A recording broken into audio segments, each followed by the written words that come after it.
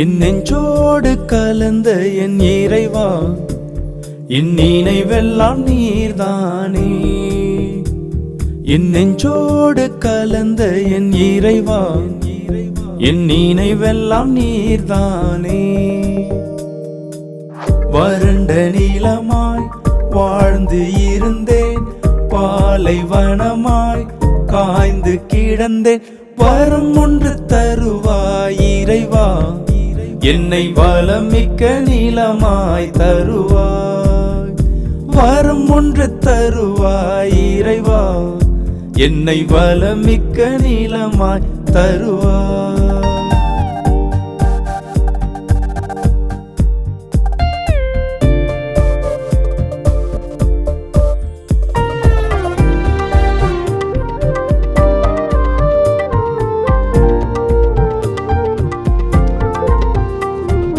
கண்ணீரும் கவலையும் நான் சுமந்தேன், கலங்கி தவித்து வாழ்ந்திருந்தேன். கண்ணீரும் கவலையும் நான் சுமந்தேன், கலங்கி தவித்து வாழ்ந்திருந்தேன். பலனை இழந்து வாடியிருந்தேன், பலனை தேடி அலைந்து திரிந்தேன். வரம் ஒன்று தருவாய் இறைவா, என்னை வளமிக்க நீளமாய் தருவாய். வரம் ஒன்று தருவாய் இறைவா, என்னை வளமிக்க நீளமாய் தருவாய்.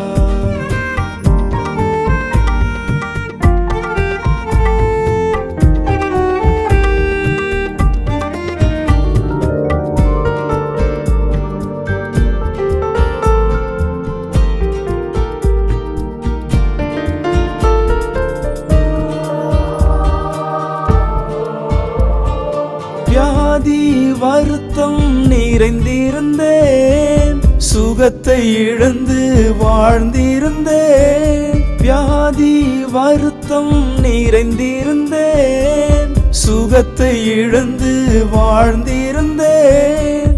பலனை இழந்து வாடியிருந்தேன், பலனை தேடி அலைந்து திரிந்தேன். வரம் ஒன்று தருவாய் இறைவா, என்னை வளமிக்க நீளமாய் தருவாய். வரம் ஒன்று தருவாய் இறைவா, என்னை வளமிக்க நீளமாய் தருவாய்.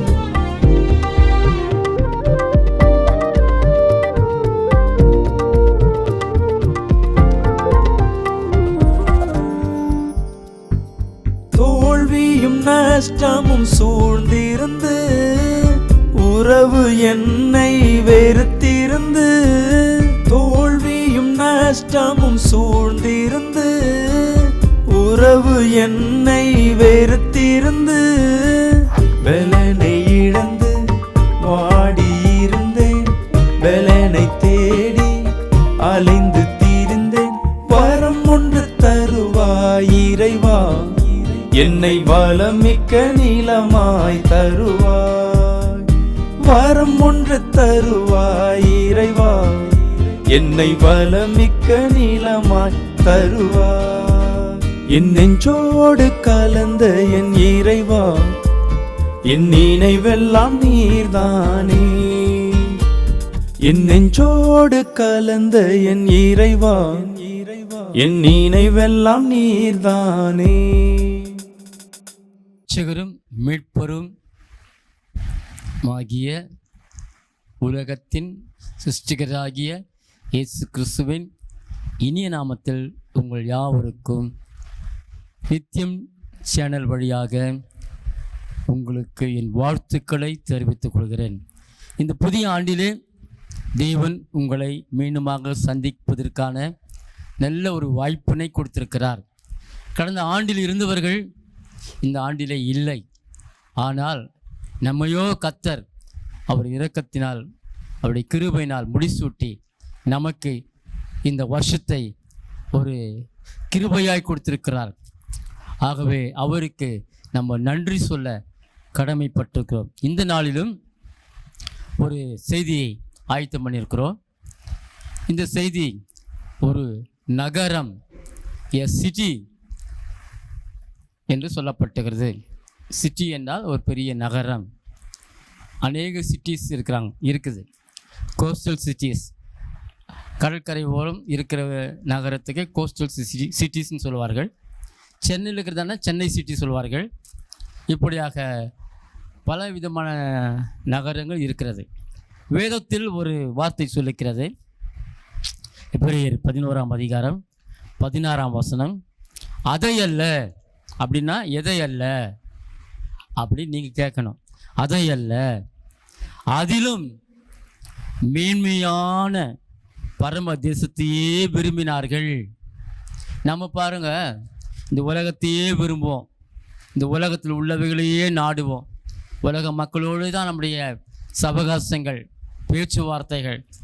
ஆனால் நமக்கு ஒரு நகரம் இருக்கிறது, ஹெவன்லி பிளேஸ், பரலோகத்தினுடைய இடம். அதை பற்றி சற்றேன்னு சிந்திப்பதில்லை. உலகத்திலேயே ஒரு மோசமான ஒரு மிருகம் இருக்குது, அது பேர் பன்றி கூட்டம். அது எங்கே இருக்குன்னு தெரியுமா? எப்பொழுதும் சேற்றிலே தான் உழந்து கொண்டிருக்கும். அதற்கு அதுதான் இன்பமாக இருக்கும். ஒரு நாற்றம், துர்நாற்றம், நல்ல இடத்தை அது விரும்பாது. அதுபோல் மாடுகள், எருமை மாடுகள், அவைகளும் சேற்றில் தான் இருக்கும். இன்றைக்கு அது எதை குறிக்குது என்றால், பாவிகள் பாவத்தில் தான் வாழ்வார்கள். அந்த பாவத்தை விட்டொழிந்து ஒரு ரட்சிப்பை பெற்று தேவனை நாட மாட்டார்கள். ரட்சிப்பை பெற்ற ஒரு கவலை இல்லை. இவ்வளவு பெரிதான் ரட்சிப்பை குறித்து நீங்கள் கவலையற்று இருப்பீர்களானால் வரும் கோபத்துக்கு எப்படி தப்பித்துக் கொள்வீர்கள்? வேதம் தெளிவாக சொல்லுகிறது. எப்படி 11:16. அதையல்ல, அதிலும் மேன்மையான பரம தேசத்தையே விரும்பினார்கள். ஆகையால் தேவன் அவளுடைய தேவன் எனப்பட வெட்கமாக இருக்கிறது இல்லை, வெட்கப்படுகிறதும் இல்லை. அவர்களுக்கு ஒரு நகரத்தை ஆயத்தம் பண்ணினாரே. எவர்களுக்கு? ரட்சிக்கப்பட்ட, பரிசுத்தமாக்கப்பட்ட, உத்தமமுள்ள, உண்மை உள்ள விசுவாசிகளாகிய உங்களுக்கு தேவன் ஒரு நகரத்தை ஆயத்தம் பண்ணிக்கிறார். அதுதான் யோவான் 14:2-3 நான் உங்களுக்கு ஒரு ஸ்தலத்தை ஆயத்தம் பண்ண போயிருக்கிறேன். என் பிதாவின் வீட்டில் அநேக வாசஸ்தலங்கள் உண்டு, அப்படி இல்லாதிருந்தா நான் சொல்ல மாட்டேன்னு சொல்கிறார். so many mansions, நகரங்கள். ஆம், அருமையான கர்த்தருடைய பிள்ளைகளை, தேவன் எவர்களுக்கு நகரத்தை ஆயத்தம் பண்ணினார்? இந்த பாவத்தை விட்டு விலகி பரிசுத்த வாழ்க்கையை மேற்கொண்டு தேவனுக்கு உத்தம உண்மையான வாழ்க்கையை வாழ்கிற கர்த்தருடைய பிள்ளைகளாகி உங்களுக்கு தான் ஒரு நகரத்தை ஆயத்தம் பண்ணி. அது எருசலேம். அது சாதாரண எருசலேம் இல்லை, அது பூமியில் இருக்கிற எருசலேம் இல்லை. எருசலேம் பரலோகத்திலிருந்து இறங்கி வர கண்டேன். ஆகவே அது புதிய எருசலேம், புதிய வானம், புதிய பூமி. எருசலேமுக்கு சுற்றில் மதில் உண்டு. அதன் படிகள் ரட்சிப்பின் படிகள். அது ஞானஸ்தானம், அது பாவ மன்னிப்பு, அது மனம் திரும்புதல், தேவனை தேடுதல், தேவனோடு வாழ்தல், அது பரிசுத்தமாக்கப்படுதல் என்று வேதம் தெளிவாக சொல்லப்படும். யாருக்காக? உங்களுக்காகத்தான் புதிய எருசலேம் தேவன் இந்த உலகத்தில் தோன்ற செய்கிறார். அவரோடு கூட நாம் ஆளுகை செய்ய போகிறோம். 1000 வருஷம் அரசாட்சி. ஆம், ரட்சிக்கப்பட்டவர்கள், பரிசுத்தமாக்கப்பட்டவர்கள், அபிஷேகம் பண்ணப்பட்டவர்கள், பாவம் செய்யாதவர்கள் இந்த புதிய எருசலேம் தான் வர முடியும். எல்லாரும் வந்துட முடியாது. எல்லாம் நினச்சிருக்கிறாங்க பகல் கனவு. நாங்கள்லாம் சர்ச்சுக்கு போகிறோம், நாங்கள்லாம் காணிக்கை கொடுக்குறோம், நாங்கள் தசமபாகம் கொடுக்குறோம், நாங்கள் தான் அங்கே போவோம். நீங்கள் கண்டிப்பாக போக மாட்டீங்க. உன் தசமபாகமும் உன் காணிக்கும் பரலோகம் கொண்டு போகாது. உன் பரிசுத்த வாழ்க்கை, தேவனுடைய அபிஷேகம் உனக்குள்ள இருந்தால் தான் போக முடியும். நீ என்ன நினைத்து கொண்டிருக்கிறாய்? உனக்காக தேவ நகரத்தை ஆயத்தம் பண்ணல. உனக்காக நரகம் இருக்குது. நகரம் இல்லை, நரகம் இருக்குது. யார் நரகம்? யார் அங்கே போவார்கள்? பாவம் செய்கிற அனைத்து நபரும் அங்கே தான் இருப்பாங்க. தேவனுக்கு பிரியமில்லாமல் ஞாயிற்றுக்கிழமை ஊரை சுற்றுறது, கல்யாணத்துக்கு போகிறது, சொந்தக்கார வீட்டுக்கு போகிறது, கர்த்தரை தேடாமல் அவர் விட்டு தூரம் போகுதல், அவரை மறுதளித்தல், இப்படிப்பட்டவங்க அந்த நகரத்துக்கு போக முடியாது, நரகத்துக்கு தான் போக முடியும். அந்த நகரம் எருசலேம். ரட்சிக்கப்பட்டவர்களே அங்கே இருப்பாங்க, அபிஷேகம் செய்யப்பட்டவர்களே அங்கே இருப்பாங்க, பரிசுத்த வாழ்க்கை மேற்கொண்டவர்கள், ஒரு பாவம் செய்யாதவர்கள். மனிதன் பாவம் செய்யாமல் இருக்குதில்ல. ஒரு நாளைக்கு 3 பொய் பேசுகிறான் தெரியுமா உங்களுக்கு? எங்கேயா போகிறேன்னு கேட்டேன், நான் சும்மா போகிறேன். இவனை கூப்பிட்டு போனால் இவனுக்கு நம்ம டீ வாங்கி தரணும், அது நான் சும்மா போகிறேன்னு சொல்கிறான். சாப்பிட்டியான்னு கேட்பான், ஐயோ எங்கள் வீட்டில் சாப்பிட்டு தான் வந்தேன், என்ன குழம்பு? மீன் குழம்பு. பொய் சொல்லுவான், ஒரு மரியாதைக்கே பொய். அப்புறம் என்ன செய்கிற? நான் இப்போது ஒரு முக்கியமான வேலையில் ஈடுபட்டிருக்கிறேன். எல்லாம் பொய். ஒரு நாளைக்கு ஒரு நபர் 3 பொய் சொல்கிறாங்க. 30 நாளைக்கு 90 பொய்யாச்சு. ஆகவே ஒரு வருஷத்துக்கு 1000க்கு மேலாக போகுது. பொய் பேசுகிற அனைவரும் 2ஆம் மரணமாகிய அக்கினியும் கந்தகமும் எரிகிறதான கடலிலே பங்கடைவார்கள். நீ ஊழியக்காரராக இருக்கலாம், விசுவாசியாக இருக்கலாம், இல்லை நீ சபை மெம்பராக இருக்கலாம், யாராக இருந்தாலும் எனக்கு கவலையே கிடையாது. நீ உண்மையான வாழ்க்கை செய்யாவிட்டால் ஏமாற்றி கொண்டிருப்பாயானால், இன்றைக்கி அநேக விசுவாசிகள் சபையில் ஊழியக்காரருக்கு தசமாகம் கொடுக்கறது கிடையாது. நீ தசமாகம் கொடுக்காட்டி, தேவனை கனம் பண்ணாகட்டி பரலோகம் போக முடியாது. பரலோகம் வாசல் உனக்கு திறக்காது. என்னை கனம் பண்ணலை, நான் கனம் பண்ணுறேன்னு சொல்கிறாரு. நீ அவரை கனம் பண்ணுறியா? உன் பொன்னாலும் உன் பொருளாலும் கத்தரை கனம் பண்ணேன்னு நீதிமொழியில் சொல்லப்பட்டிருக்குது. நீ கத்தரை கனம் பண்ணுறல. காணிக்கை போட்டால் கூட எண்ணி பார்க்கறது. எப்படி பார்க்குறது? 10 ரூபா போடலாமா? இன்றைக்கி அதுக்கு ஏற்ற மாதிரி 10 ரூபாய் 20 நோட்டு தான் காணிக்கை பெட்டியில் நிறைய விழுது. 50 இல்லை, 100 கிடையாது, 500 கிடையாது. கத்தரை கனம் பண்ணால் ஆயுசு நாள் பெருக செய்வார். கத்தரை கனம் பண்ணால் பரலோகம் போக முடியும். அனனியா சப்பீராள் என்பவர்கள் தேவனுடைய ஊழியக்காரத்தில் பொய் சொன்னார்கள். தேவனுடைய அடித்தார். இன்றைக்கு அந்த அடி உனக்கு வேணுமா? அங்கே நியாயத்தீர்ப்பு வர, இங்கே நியாயத்தீர்ப்பு வர. அங்கே அப்போவே நியாயத்தீர்ப்பு, இங்கே வந்து நியாயத்தீர்ப்பு வரப்போகுது. வெள்ளை சிங்காசன நியாயத்தீர்ப்பு. தேவன் அந்த சிம்மாசனத்தில் அமர்ந்திருப்பார். புஸ்தகங்கள் திறக்கப்படும், ஜீவ புஸ்தகம் திறக்கப்படும், ஞாபக புஸ்தகம் திறக்கப்படும். ஜீவ புஸ்தகத்தில் பேர் எழுதப்பட்டு காணப்படாத எவனோ அக்கினி கடலிலே அவன் தள்ளப்படுவான். அக்கினி கடல் என்பது சுடுதண்ணி எப்படி சூடாக கொதிக்கிறதோ அது போல தான் இருக்கும்.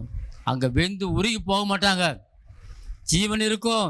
ஐயோ ஐயோ ஐயோ ஐயோ, நான் போதகர் சொல்லை நான் அவமதித்து விட்டேனே, போதகர் சொல்லை கேளாமல் போய்விட்டேனே, போதகத்தை வெறுத்தேனே. நீ என்ன சொன்னாலும் தப்பிக்க முடியாது. அந்த நரகத்தை யோசித்து பார்த்தால் உண்மையான விசுவாசி மனம் திரும்புவான். சீயோனுக்கு வரணும்னு சொன்னா நீ சாதாரணமாக வர முடியாது. சீயோன் என்பது தேவன் வாசம் பண்ற இடம். அங்கே பரிசுத்தவர்கள் தான் போக முடியும். நீ எல்லா பாவ அழுக்கைக்குள் வைத்துக்கொண்டு பாவம் செய்துட்டு பொய் சொல்லிட்டு ஏமாத்திட்டு இந்த பொன்னாலும் பொருளாலும் உலக ஆசையினால் நிறைந்திருந்துச்சு. சீயோனுக்கு போக முடியாது. சீயோனில் தேவன் வாசம் பண்றார். நான் பரிசுத்தர், நீங்களும் பரிசுத்தமாக இருங்கள். அந்த பரிசுத்தமாக இருக்கிறவன் தான் அந்த நகரத்துக்கு போக முடியும். அந்த நகரம் தேவனால் ஆயத்த பண்ணப்பட்டிருக்கிறது. எல்லாரும் போக முடியாது. கர்த்தருக்கு பிரியம் உள்ளவர்கள், உண்மை உள்ளவர்கள், ஊழியக்காரன் ஏமாத்திரம் போக முடியாது, பொய் சொல்கிறோம் போக முடியாது, விபச்சாரம் பண்ணுறோம் போக முடியாது, ஏமாத்திரம் போக முடியாது. வேதம் சொல்லுது, பவுல் சொல்லுகிறார், திருடர்கள் தேவனுடைய ராஜ்யத்தில் பிரவேசம். யார் திருடர்கள்? இந்த பூமிக்குரியல்ல, சபையிலே திருடன் இருக்கிறான். எங்கே இருக்கான்? சபையிலே திருடன் இருக்கிறான். அவன் தான் யாரு? விசுவாசி. அவன் 1 லட்சம் சம்பாதிப்பான், ஆனால் கர்த்தருக்கு ஒரு 10,000 தர மாட்டான், 1000 ரூபாய் தருவான். அவன் தான் திருடன். ஒரிஜினல் திருடன் அவன் தான். அவனுக்கு என்ன அக்கினி தீர்ப்பு? நரகம், அக்கினி கடல். ஊழியக்காரன் ஏமாத்த நீ வாழ முடியாது. ஊழியக்காரன் ஏமாத்தினா நீ கர்த்தருக்கு பிரியமா இருக்க முடியாது. கர்த்தரை கனம் பண்ணு. ஊழியக்காரன் என்ன தப்பு செய்தாலும் கர்த்தர் அவனை தண்டிக்கிறவர். நீ போய் ஊழியக்காரனை குறை சொல்லாத. அப்போ நீ குறை சொல்லலாம், அந்த நகரமாகிய சீயோனுக்கு போக முடியாது, எருசலேமுக்கு வர முடியாது, புதிய பூமிக்கு வர முடியாது என்பதை யாரும் யோசிக்கிறது கிடையாது. அந்த நகரம் எப்படிப்பட்டது? அது தேவனால் கட்டப்பட்டது. யாருங்க செல்ல முடியும்? 2 கொரிந்தியர் 5:1 தேவனால் கட்டப்பட்டது. யாருங்க செல்ல முடியும்? ரட்சிக்கப்பட்டவர்கள் தான் போக முடியும். யாருங்க செல்ல முடியும்? ரட்சிக்கப்பட்டவன் தான். நீ ரட்சிக்கப்படாவிட்டால் அங்கே போக முடியாது. ரட்சிப்பு என்பது பாவத்திலிருந்து விலகி புதிய வாழ்க்கைக்குள் ரட்சிப்பு, தேவனை ஏற்றுக்கொள்ளுதல், தேவனை தரித்து கொள்ளுதல். யார் அங்கு செல்ல முடியும்? ரட்சிக்கப்பட்டவர். வெளிப்படுத்தல் 21ஆம் அதிகாரம் 24ஆம் வசனம் வாசிக்க வேண்டாம் சொல்லுகிறது. ரட்சிக்கப்பட்டவன் என்ன செய்ய வேண்டும்? என்ன வாசிக்கணும்? ரட்சிக்கப்பட்டவன் விசுவாசிக்க வேண்டும். யாரை விசுவாசிக்கணும்? கர்த்தருடைய வேத வசனத்தை விசுவாசிக்க வேண்டும். வேதம் சொல்லுகிறது, நீ கடன் வாங்குவதில்லை, நான் மீறி கடன் வாங்குறாய், அப்போ நீ பாவம் செய்கிறாய், அப்போ உனக்கு விசுவாசம் இல்லை, அப்போ நீ தேவ பிள்ளை இல்லை, நீ பிசாசின் பிள்ளை. விசுவாசிக்க வேண்டும். அடுத்தது என்ன செய்ய வேண்டும்? அறிக்கை செய்ய வேண்டும். ரோமர் 10ஆம் அதிகாரம் 10ஆம் வசனம். பாவரிக்கை பண்ணோம். இன்னைக்கு யாரும் பாவரிக்கை பண்றதில்ல. ரோமன் கத்தோலிக்க திருச்சபையில் மட்டும்தான் பாவரிக்கை பண்றான். அவன் தான் உண்மையான விசுவாசி. வேதகோஸ்த சபையில எவனும் பாவரிக்கை பண்றது கிடையாது. வந்தோமா, பாட்டு பாடணுமா, ஜோம் பண்ணுமா, கை தட்டணுமா, காணிக்க போட்டோமா, சோத்திரம் ஆமீன் போயிட்டே இருப்பானுங்க. பாவரிக்கை ஜபம் இல்லவே இல்லை. ஆகவே தான் வேதாகமத்தில் அநேக கோட்பாடுகள் இருக்கிறது. வேதாம கோட்பாடு அதை யாரும் பின்பற்றுகிறது. அல்லேலூயா. வானத்தையும் பூமியை உண்டாக்கின கர்த்தரை விசுவாசிக்கிறேன் பாவரிக்கை பண்ணோம். ஒரே தேவனை விசுவாசிக்கிறேன், அது யாரும் சொல்றது கிடையாது. எனக்காக மரித்து அடக்கம் விட்டு உயிர்த்தெழுந்த இயேசு விசுவாசிக்கிறேன், எனக்காக வரப்போற இயேசு விசுவாசிக்கிறேன், கிடையவே கிடையாது. விசுவாச பிரமாணம் எந்த பெந்தகோஸ்து சபையில கிடையாது. அவன் போக மாட்டான் பரலோகத்துக்கு. விசுவாச பிரமாணத்தை சொல்லணும், அது சிஎஸ்ஐக்கு தான், அது கத்தோலிக்கு தான். நீ சொல்லாத, கர்த்தர் சொல்றாரு. அது வச்சிருக்கிறார் விசுவாச பிரமாணம். ஒரு சபையில் சொல்லணும். என் சபையில் சொல்றோம், ஒரு வாரமும் சொல்லுவோம். அப்பதான் மனம் திரும்ப முடியும். ரட்சிப்பு என்பது எதுவும் ஒண்ணு கிடையாது. பாவ வாழ்க்கையிலிருந்து மனம் திரும்பி வெளியே வருவதுதான் ரட்சிப்பு. ரட்சிக்கப்பட்டவர்கள் என்ன செய்ய வேண்டும்? கர்த்தரை விசுவாசிக்க வேண்டும், வேத வசனத்தை விசுவாசிக்க வேண்டும். இளையவை பார்த்து கர்த்தர் சொல்றார், நீ போ, கேலித்தாட்டின ஒழிந்து. அவன் போறான், கீழ்ப்படுகிறான். ஆபிரகாமை பார்த்து உன் தேசத்தையும் இனத்தையும் ஜனத்தை விட்டு போ, அவன் போறான். நீ போறியா? ஆனா நீ வேலை செய்யற இடத்துல டிரான்ஸ்ஃபர் கொடுத்தா நீ போற. ஆனா சபையில் இருக்கிற உன்னை தேவன் டிரான்ஸ்ஃபர் பண்ணா போறது கிடையாது. கேள்வியா? விசுவாசிக்க வேண்டும். வேத வசனம் விசுவாசத்தை உருவாக்குகிறது. உனக்கு அறிக்கை செய்ய வேண்டும், பாவரிக்கை செய்ய வேண்டும். ரோமர் 10:10. ஞானசனம் பெற வேண்டும். மார்க் 16:16. விசுவாசம் உள்ளவனாகி ஞானசனம் பெற்றவன் ரட்சிக்கப்படுவான். சும்மா ரட்சிக்கப்பட மாட்டான். விசுவாசம் வரணும், பாவரிக்கை பண்ணணும். அடுத்தபடியாக அவன் என்ன செய்ய வேண்டும்? இயேசுவின் இரத்தத்தினால் கழுவப்பட வேண்டும். அல்லேலூயா. அந்த நகரத்துக்கு யார் செல்ல முடியும்? ரட்சிக்கப்பட்டவர்கள் தான் செல்ல முடியும். ரட்சிக்கப்பட என்ன செய்ய வேண்டும்? முதலாவது விசுவாசிக்க வேண்டும், இரண்டாவது அறிக்கை செய்ய வேண்டும், மூன்றாவது ஞானஸ்நானம் பெற வேண்டும், நான்காவது இயேசுவின் இரத்தத்தினால் கழுவப்பட வேண்டும். அடுத்தபடியாக ஜீவ புஸ்தகத்தில் பேர் எழுதப்பட வேண்டும். வெளிப்படுத்தல் 21:27. ஜீவ புஸ்தகத்தில் எழுதப்பட என்ன செய்ய வேண்டும்? பாவம் செய்யாமல் இருக்கும் பொழுதுதான் ஜீவ புத்தகத்தில் பெயர் எழுதப்படும். மோசே சொல்கிறார், ஆண்டவரே என் பேராகிலும் ஜீவ புத்தகத்தை கிறுக்கி போட்டு அந்த ஜனங்களை நீதானே அழைத்து கொண்டு வந்தேன். இவங்க பாவம் செய்யறாங்க, கீழ்ப்படிய மாட்டுறாங்க, அடங்க மாட்டுறாங்க, எழுத்து பேசுறாங்க, அவளை மன்னியும் கேட்கறான். நீ சொல்வியா? அப்படி நீங்க சொல்வீங்களா? ஜீவ புத்தகத்தில் பெயர் எழுதப்பட என்ன செய்ய வேண்டும்? முதலாவது நீ செய்ய வேண்டியது, நீங்கள் செய்ய வேண்டியது பாவம் செய்யாமல் இருக்கும் பொழுதுதான். யாத்திராகம் 32:33. இரண்டாவது, நீ ஜீவபுஸ்தகத்தில் பேருனா ஜெயம் கொள்ளும் வேண்டும். ஜெயம் கொள்ளுகிறவனை என் பிதாவின் வலது பரிசத்தில் உட்கார வைத்து மறைவான மன்னாவை நான் அவனுக்கு தருவேன் சொல்லுகிறார். மன்னா என்பது தேவனுடைய அப்பம். அது பழைய ஏற்பாட்டில் ஆசரிப்பு கூடாரத்தில் இருந்தது. உடன்படிக்கை பெட்டி, அதன் மேல் கேருபுகள் இருந்தது. அந்த உடன்படிக்கை பெட்டிக்குள் மன்னா இருந்தது. தேவ வசனம், தேவனுடைய சபை தான் ஆசரிப்பு கூடாரம். தற்காலிகமானது. அங்கே தேவனுடைய உடன்படிக்கை பெட்டி இருக்கிறது. அந்த உடன்படிக்கை பெட்டிக்குள் வேத வசனம் வாக்குத்தத்தம் இருக்கிறது. அதை யாரும் கேட்பது கிடையாது, அபியாசப்படுத்துவது கிடையாது, வாழ்க்கையிலே அதை பயன்படுத்துவது கிடையாது. ஆகவே ஜீவ புஸ்தகத்தில் பேர் எழுதப்படணும். பாவம் செய்யக்கூடாது, ஜெயம் கொள்ளணும், சுவிசேஷத்தை அறிவிக்க பிரயாசப்படணும். எந்த சபையிலும் விசுவாசிகள் சுவிசேஷ வேலை செய்யறது கிடையாது. ஏன் அவர் செய்தால் தானே ஐயா செய்வார். நமக்கு என்ன வந்தோமா போனோமா, கிராம ஊழியம் செய்யணும். நான் கிராம ஊழியம் செய்கிறேன், அநேக மக்கள் ரட்சிக்கப்படுகிறார்கள். அல்லேலூயா. கைப்பிரதி கொடுக்குறேன். இன்னைக்கு கைப்பிரதி யாரும் கொடுக்குறது உதவிப்பானுங்க. ஏன் பயம்? அடி வாங்க ஆண்டவருக்காக. கைப்பிரதியை போய் கொடுத்து இயேசு நேசிக்கிறார் சொல்லு, வேற ஒன்றும் வேணாம். பெரிய வேலை ஒன்றும் கிடையாது, சின்ன வேலை தான். அது யார் செய்கிறது? முதல் ஊழியக்காரன் செய்யணும். ஊழியக்காரன் விசுவாசிகள் பின்பற்றணும். அப்போ தான் சபை வளரும். ஆண்டவரே ஆத்துமாக்களை தரும், ஆண்டவரே எங்கேயா ஆத்துமாக வரும்? நீ போய் ஊழியம் செய்யணும். ஆண்டவரே சோறு போடு, சோறு போடு. நான் எப்படி போடுவார்? வேலை செய்யாதவன் சாப்பிடாமல் இருக்க கடவுள் என்று கலாத்தியரில் பவுல் சொல்லுகிறார். வேலை செய்யலாம் சோர்த்தினாதார். ரொம்ப பேர் கல்யாணம் கட்டிக்கிறானுங்க. டீச்சரை பார்த்து கல்யாணம் கட்டுவான். இவன் வேலைக்கு போக மாட்டான், டீச்சர் வேலைக்கு போவாங்க. இவன் வீட்டில் சும்மா சோம்பேறி சோர்த்தினுவான். எனக்கு அன்பு கர்த்தருடைய பிள்ளைகளே, பாவத்தின் மீது ஜெயம் கொள்ள வேண்டும், சுவிசேஷத்தை அறிவிக்க வேண்டும், கற்பனைகளை கை கொள்ள வேண்டும். அப்போதான் பரலோகம் போக முடியும், சும்மா போக முடியாது. அப்போதான் அந்த நகரம், அந்த எருசலேம், அந்த சீயோன், அந்த வாசஸ்தலம் உனக்காக வைக்கப்பட்டுகிறது. நீ ஓடி ஜெயம் கொண்டு பெற்றுக்கொள்ள வேண்டும். அந்த நகரம் சாதாரணமாக உனக்கு கிடைக்காது. பாடுகள் அனுபவிக்கணும். யோபு மாதிரி பாடுகள் அனுபவிக்கணும். யோபு தன் பிள்ளைகளை இழந்தான், தன் சொத்தை இழந்தான், தன் சுதந்திரத்தை இழந்தான், தன் விளையாட்டுகளை இழந்தான். பல சோதனை யோபுக்கு வந்தது. அவன் சோர்ந்து போகவில்லை. கர்த்தர் கொடுத்தார், கர்த்தர் எடுத்தார், கர்த்தருக்கு ஸ்தோத்திரம் என்று சொல்லி அவன் நிம்மதியாக இருந்தான். அவன் இழந்து போனதெல்லாம் தேவன் அவனுக்கு யோபுக்கு திருப்பி கொடுத்தார். யோபு ரொம்ப பேர் வைக்க மாட்டாங்க, அந்த பாடு வரும். அண்ணாள் என்று பேர் வைக்க மாட்டாங்க, எப்போ அழுதுனே இருப்பாங்கன்னு. அதெல்லாம் பார்க்காத. நீ கர்த்தருடைய கற்பனையை கை கொள்ளணும். எதற்காக கற்பனை கை கொள்ளணும்? நல்ல போராட்டம் போராடுவதற்காக கற்பனை கை கொள்ளணும்.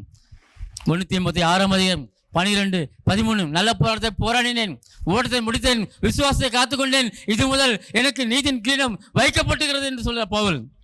நல்ல போராட்டம் உலகத்தில் போராடுறது கிடையாது. போராட்டம் இல்லாத வாழ்க்கை பரலோகம் போக முடியாது.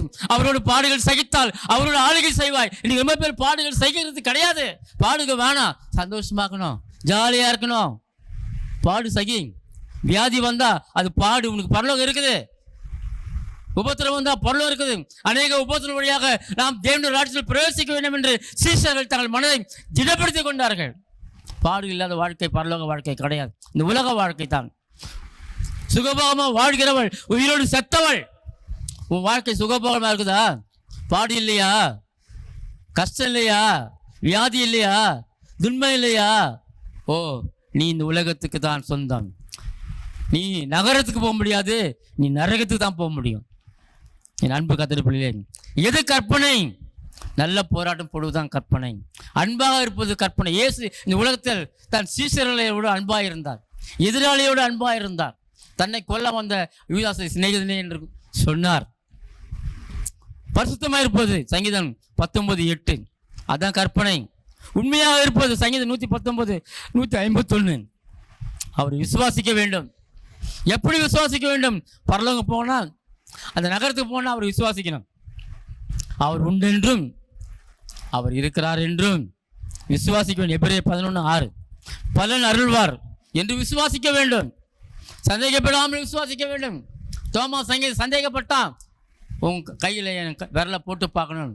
தோமாவே, நீ கண்டு விசுவாசிக்கிறாய், காணாமல் விசுவாசிக்கிறான். பாக்கியவான். மழை இல்லை, தண்ணீர் இல்லை, மிருக ஜீவன் இறந்து போனது. ஆனால் எலியா ஜெபம் என்றார். அவனுடைய உடன் ஊழியக்காரனை பார்த்து, போய் பார், நான் மேகங்கள் வருவதை காண்கிறேன், மழையின் பேரிரைச்சலை காண்கிறேன் என்று சொல்கிறான். பார்த்த பொழுது 7 முறை பார்க்க சொல்கிறான். 7வது முறை சொல்கிறான், ஒரு உள்ளங்கை அளவு மேகம் வந்திருக்குது. உடனே அவன் ஆகாப் ராஜாவை பார்த்து, உன் ரதத்தை பூட்டி கொண்டு இஸ்ரேலுக்கு வேகமா போ என்று சொல்லிட்டு இவன் அவனுக்கு முன்னாடி போயிட்டான். ஆவியில மழையும் காண மாட்டீர்கள், காற்றையும் காண மாட்டீர்கள், குளங்களை தண்ணீரையும் காண மாட்டீர்கள்.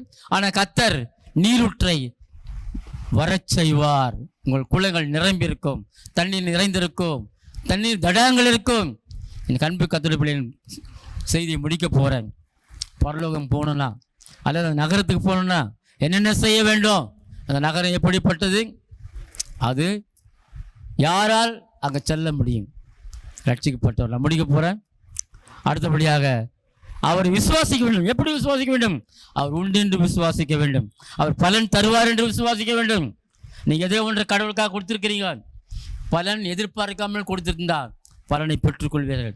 ரொம்ப பேர் காசு கொடுத்துட்டா ஊழியக்காருக்கு எனக்கு என்ன கிடைக்கும், பலன் கிடைக்குன்னா கிடைக்காது. எதிர்பாராமல் நீங்கள் செய்யணும், அப்போ கர்த்தர் தருவார். அல்லேலூயா, அல்லேலூயா. சந்தேகப்படாமல் விசுவாசிக்க வேண்டாம். சந்தேகப்படல இல்லையா? கர்த்தர் சொன்னார், அவன் போனான். ஆனால் இங்கே தோமா சந்தேகப்படுறான். நீங்கள் சந்தேகப்படுறீங்க, இது கிடைக்குமா கிடைக்காதான்னு. அது கிடைக்கும், கிடைக்கிற வரைக்கும் காத்துரு. தேவனுடைய வசனம் பொய் சொல்லாது, சொன்னதை செய்யும். அது இல்லாட்டி அது திரும்பி வெறுமையாக வராது. நீ கர்த்தருக்காக காத்துரு, சந்தேகப்படாமல் விசுவாசி. பெற்றுக்கொள்வோம் என்று விசுவாசிக்க வேண்டும். கர்த்தர் தருவார். ஆபிரகாம் குழந்தை கர்த்தர் கொடுத்தார். ஆனால் அவன் தவறு செய்தான். யாரால தவறு செய்தான்? தம் பொண்டாட்டியால. மனைவி மாதிரி தான் தவறு செய்து வைக்கிறாங்க. அவ சொல்றா, அந்த ஆகார் நம்ம வீட்டு வேலைக்காரி, அவளோடு சேர்ந்து ஒரு பிள்ளையை பெற்றுக்கொள் என்று வாய்க்கூசாம சொல்றா. அவசரப்பட்டான். ஆனால் அவன் பிறந்து 17 வருஷம் கழிச்சு ஈசாக்கு பிறக்கிறான். இஸ்மாவேலுக்கு ஈசாக்குக்கும் பெரிய தகராது, பிரச்சனைனா பிரச்சனை. ஆபிரகாம் சாராளை அனுப்பி விடுகிறான்.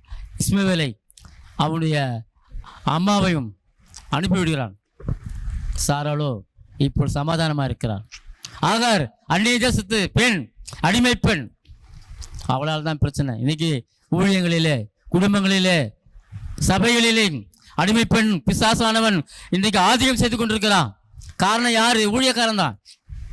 யார் வராங்க சபையில், யார் போகிறாங்க தெரியணும். இன்னொரு சபையிலேருந்து வந்த அந்த அடிமை பெண் உங்கள் சபையை கெடுக்கா பிசாசு அனுப்பிச்சிருக்கிறான். அவனை சேர்த்துக்கொள்ளக்கூடாது. நீ எங்கேருந்து வந்த, ஏன் வந்த, நீ யார் விசுவாசி, போ அங்கே போய் மன்னிப்பு கேட்டு சேர்ந்துக்கொள், இங்கே வராத. ஒரு நாள் பஸ்ஸில் சென்று கொண்டிருக்கிறேன். ஒரு தும்பனா, எனக்கு நேராக தும்பனா. அடுத்த நிமிஷம் எனக்கு தும்பல் வந்து சளி பிடிச்சி எனக்கு தலைவலி வந்துருச்சு. இப்படி தான் ஒரு விசுவாசி இன்னொரு சபைக்கு போனால் உள்ள சபையும் கெடுத்துட்டு வருவாங்க, இங்கேயும் கெடுத்துருவாங்க. பெற்றுக்கொள்வோம், ஆத்துமாக்களை தேவன் தருவார் என்று விசுவாசி ஊழியம் செய்யணும்.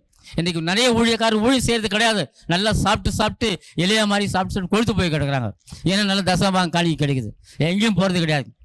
ஒரு ஊழியக்காரன் வாரம் பொழுதும் விசுவாசிகளை போய் சந்தித்து அவங்க என்ன குறை, என்ன தேவை, முடிஞ்ச அவனுக்கு உதவி செய்யணும். அப்போ தான் சபை வளர்ச்சி அடையும். கைப்பிரதி கொடுக்கணும், ஆத்துமாக்களை சந்திக்கணும். இதெல்லாம் செய்யறது கிடையாது. இது செய்தால் தான் சபை மனவாட்டி என்று அழைக்கப்படுது. மனவாட்டி சபை சீக்கிரத்தில் எடுத்துக்கொள்ளப்பட போயிருது. காலம் வந்துருச்சு, காலம் சமயமாயிடுச்சு.